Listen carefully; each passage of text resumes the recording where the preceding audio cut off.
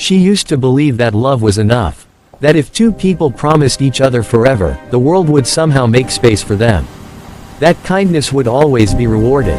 That loyalty would be returned with loyalty. She was wrong. And the night she learned the truth, she lost more than a marriage. She lost her name, her home, her future. And for a long time, she lost herself. Her name was Maya Elridge. She wasn't loud. She wasn't flashy. She didn't demand attention when she walked into a room. But people noticed her anyway. Not because she tried, but because of the calm way she carried herself. The kind of calm that came from growing up with very little and learning early how to endure. Maya grew up on the edge of the city, in a two-room house that always smelled faintly of soap and old books. Her mother worked double shifts at a hospital. Her father died when she was 13. From that day on, Maya learned how to be strong quietly. She studied hard, worked harder, and dreamed modestly. She didn't want luxury. She didn't want fame. She wanted stability, peace, a family that wouldn't disappear. And when Daniel Kroll entered her life, she thought she had found exactly that. Daniel was everything Maya wasn't. Confident, well-spoken, from a respected family. He wore suits effortlessly and spoke with certainty, the kind that made people listen even when he said nothing important. They met at a charity event Maya volunteered at. She was organizing registration papers. He was one of the sponsors.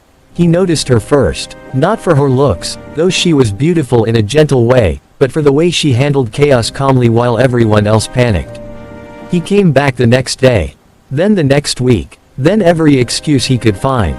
Their relationship grew slowly, deliberately. Daniel brought Maya into a world she had never known. Expensive restaurants, private gatherings, quiet conversations about business and ambition. And Maya brought Daniel something he had never experienced, sincerity. She listened when he spoke. She supported him without asking for anything. She believed in him when he doubted himself. When he proposed, it wasn't extravagant. Just the two of them. A simple ring. A promise whispered under city lights. Maya cried that night, not because of the ring, but because she thought her life was finally safe.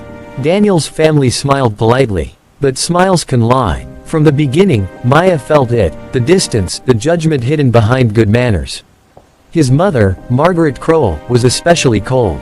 She never raised her voice. Never insulted Maya directly. But her silence was sharp. She asked questions that felt like tests. Commented on Maya's background as if it were a flaw. Compared her, subtly, to other women Daniel had dated. Women with money, with influence, with proper upbringing. Daniel always dismissed it. They'll come around, he said. They just need time. Maya wanted to believe him. So she endured. The wedding was large. Too large. Maya had wanted something simple. Daniel's family insisted otherwise. Guests she had never met filled the hall. Cameras flashed. Conversations buzzed, not about love, but about status. Maya wore a beautiful dress, but it felt heavier with every step. As she stood at the altar, she searched Daniel's eyes for reassurance. He smiled. And she relaxed. That was her mistake. The ceremony was nearly over. The officiant asked if anyone had objections. Silence. Then footsteps. A woman stepped forward. Elegant. Well-dressed. Confident. She introduced herself calmly. And then she said words that shattered the room. She claimed she was pregnant. With Daniel's child. Gasps filled the hall. Maya froze. Daniel didn't deny it. He just stood there, silent. Margaret Kroll rose from her seat. And in that moment, Maya understood something terrible. They all knew. Margaret spoke with practiced authority. This marriage cannot continue, she said. Our family will not be disgraced. Maya looked at Daniel. He finally spoke. I'm sorry, he said quietly. This is complicated. Complicated. That was the word he used to erase her entire life. The wedding was called off. Just like that. Guests whispered. Phones came out. Eyes followed Maya as she stood there, frozen, abandoned in a white dress meant for a future she would never have. No one defended her. Not even Daniel. Margaret's final words echoed in her ears. She is not one of us.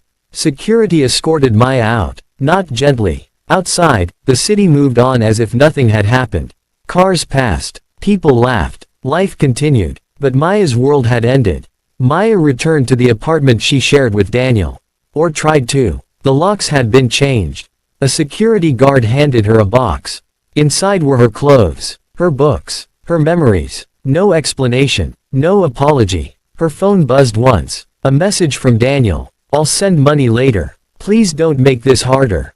She stared at the screen until it went dark. Then she sat on the sidewalk and cried. Not loudly, not dramatically, but silently, the way people cry when they don't expect anyone to help. That night, Maya slept on a bench at the bus station. Still wearing her wedding ring. The weeks that followed blurred together. Maya moved between shelters and temporary rooms. She sold what little she had. Took whatever work she could find. People who had once praised her kindness now avoided her. The story had spread. Not the truth, but a version of it.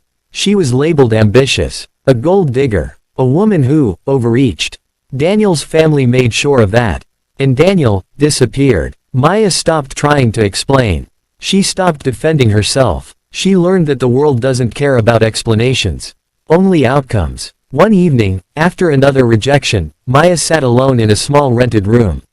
The walls were bare. The light flickered. She stared at her reflection in the window.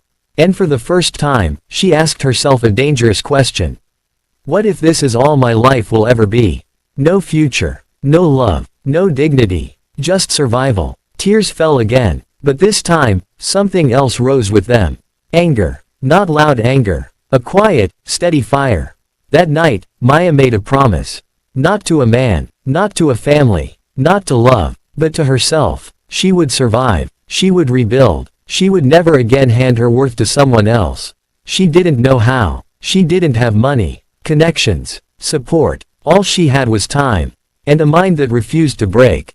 3 months later, Maya was offered a temporary job. Nothing special. Just administrative work at a small, struggling firm. Low pay. Long hours. She accepted without hesitation. She worked harder than anyone there. Arrived early. Left late. Learned everything she could. And slowly, people noticed. Not because she demanded attention. But because excellence has a way of revealing itself. One evening, as she organized old files, she came across documents that made her pause. Numbers that didn't add up. Decisions that seemed careless. She hesitated. Then she kept reading. What she discovered would eventually change everything. But for now, she said nothing. She wasn't ready. One afternoon, as Maya left the building, a familiar car pulled up. Her heart stopped. Daniel stepped out. He looked older, tired, uneasy. He smiled like they were old friends. "I've been looking for you," he said. Maya didn't smile back. She didn't speak. She just looked at him, really looked, and realized something. She no longer loved him. But the story between them wasn't finished. Because Daniel hadn't come to apologize. He hadn't come to explain. He had come because something in his perfect world was beginning to collapse. And he was about to ask the woman he once abandoned for help. If you like to see what happened next, subscribe to the channel, turn on post notification and comment part 2, and if the comments reach 500 comment I will drop part 2.